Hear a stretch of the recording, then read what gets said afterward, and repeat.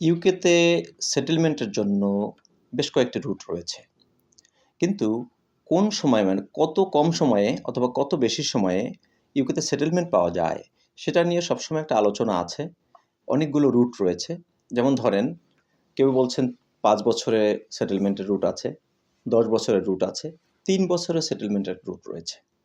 কিন্তু ৮ বছরে ইউকেতে সেটেলমেন্টের কোনো রুট ইমিগ্রেশন রুলসে এখনও আসেনি।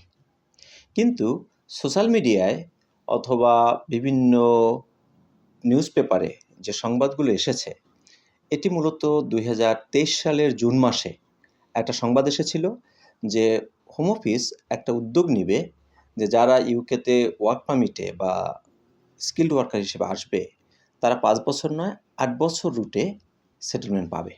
কিন্তু এটা একটা পত্রিকার নিউজ ছিল, ডেইলি মেইল নিউজ করেছিল জুন মাসের ২০২৩, এবং সেই নিউজে বলা হয়েছিল যে হোম অফিস চিন্তা করছে। হোম অফিসের একজন অফিসারের স্টেটমেন্ট দিয়ে বলেছিল যে এরকম একটা পলিসি তারা তৈরি করতে চায়, যেটা সুনাক গভর্নমেন্টের একটা পলিসি ছিল, যে ওয়ার্ক পারমিটে ৫ বছর নয় ৮ বছরে সেটেলমেন্ট হবে।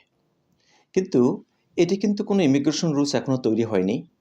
রিসেন্টলি হোম অফিস থেকে কোনো আপডেট নেই। যেটা হচ্ছে যে ২০২৩ সালের যে সংবাদটি, সেই সংবাদটি নতুন করে বিভিন্ন সোশ্যাল মিডিয়ায় আলোচনা হচ্ছে, অনেকে আপডেট হিসেবে দিচ্ছে। কিন্তু আপনি যদি রিসার্চ করেন, আপনি যদি দেখেন ইমিগ্রেশন রুলসে এরকমের কোনো আপডেট নেই। হোম অফিসের ওয়েবসাইটে এরকমের কোনো আপডেট নেই যে ৮ বছরে কোনো সেটেলমেন্ট। তাহলে যদি বলা হয় যে ইউকেতে এখন সেটেলমেন্ট পেতে হলে কি কি রুট রয়েছে, তো মূলত আমরা যদি বলি যে ৩টি রুট মূলত, একটা হচ্ছে ৩ বছরে, একটা হচ্ছে ৫ বছরে, আরেকটি হচ্ছে ১০ বছরে সেটেলমেন্ট। তার মানে হচ্ছে কেউ যদি ৩ বছরে ইনোভেটিভ ফাউন্ডার ভিসায় ইউকেতে থাকেন, তাহলে তিনি সেটেলমেন্ট পেতে পারেন। তার মানে হচ্ছে ৩ ইয়ার্স একটা সেটেলমেন্ট রুট কিন্তু আছে, যেটা অনেকে হয়তো অত ভালো করে জানেন না অথবা কম জানা আমাদের। সেকেন্ডলি, ৫ বছরের একটা রুট আছে। ৫ বছর যদি আপনি কোনো ভিসায় থাকেন, স্পেশালি যদি স্পাউস ভিসায় থাকেন, পার্টনার বা স্পাউস ভিসায় ৫ বছর থাকার পরে আপনি সেটেলমেন্ট পেতে পারেন। আপনি যদি স্কিল্ড ওয়ার্কার রুটে থাকেন, যেটা আপনার সবাই ওয়ার্ক পারমিট নামে চেনেন, এবং ওয়ার্ক পারমিট সংক্রান্ত যে ভিসাগুলো, সেগুলোতে ৫ বছর পরে সেটেলমেন্ট পাওয়ার সুযোগ আছে। তার মানে হচ্ছে 5 বছরে আপনি স্কিল্ড ওয়ার্কার ভিসায় থাকলেন, থাকার পরে আপনি আইএলআর অ্যাপ্লিকেশন করতে পারবেন এবং আপনি সেটেলড স্ট্যাটাস পাবেন। ঠিক একইভাবে আপনি ৫ বছরে অন্যান্য বিষয় আছে, যেমন আপনি রিফিউজি লিভ টু রিমেইন পেলেন, ৫ বছর পরে আপনি সেটেলমেন্ট পেতে পারেন। আপনি ইউ সেটেলমেন্ট স্কিমের আন্ডারে ৫ বছর থাকার পরে আপনি সেটেলমেন্ট পান। ঠিক ১০ বছরের একটা রুট আছে, যেটা হচ্ছে কম্বিনেশন অফ বিভিন্ন রুট হতে পারে।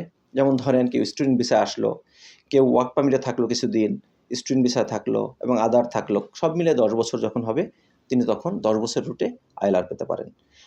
কিন্তু ২০ বছরের একটা রুটের বিষয় রয়েছে, সেটাও কিন্তু ওই ২০ বছর হওয়ার পরে তিনি যখন স্ট্যাটাসটি পাবেন, সেই স্ট্যাটাস পাওয়ার পরে তার ১০ বছর থাকতে হবে। তার মানে হচ্ছে সেখানেও কিন্তু ১০ বছর রুটে সেটেলমেন্ট। তার মানে আমরা কি পেলাম, যে ৩টি রুট সেটেলমেন্টের জন্য ইউকেতে আছে: ৩ বছর, ৫ বছর, ১০ বছর। ৮ বছরের যে রুটটি সোশ্যাল মিডিয়া আলোচনা হচ্ছে, এটি মূলত কোনো ইমিগ্রেশন রুলসে এখনও আসেনি। এটা ২০২৩ সালের জুন মাসে ডেইলি মেইল একটা নিউজ করেছিল যে এরকম একটা রুট নিয়ে আলোচনা হচ্ছে, এবং সুনাক গভর্নমেন্ট এটা নিয়ে হয়তো কাজ করবেন। হোম অফিস এটা নিয়ে বেশ উদ্যোগ নিচ্ছিল যে কীভাবে মাইগ্রেশন কমানো যায়, অথবা সেটেলমেন্ট রুটের ক্ষেত্রে আরও কী কমপ্লেক্সিটি করা যায়। কিন্তু সেটা ইমিগ্রেশন রুলসে এখনও অ্যাডপ্ট হয়নি, এবং ইমিগ্রেশন রুলসে এমন কোনো নতুন নিয়ম নেই।